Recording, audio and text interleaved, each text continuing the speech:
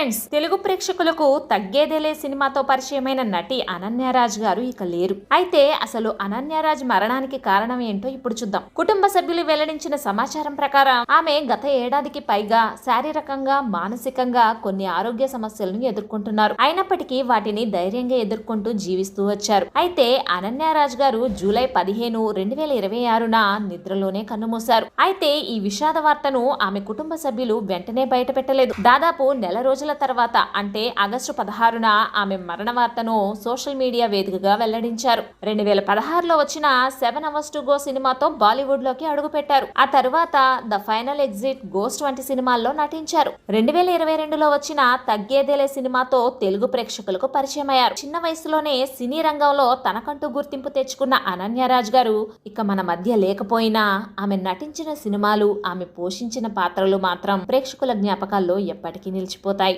అనన్యరాజ్ గారి ఆత్మకు శాంతి చేకూరాలని మనందరం కోరుకుందాం. ఓం శాంతి.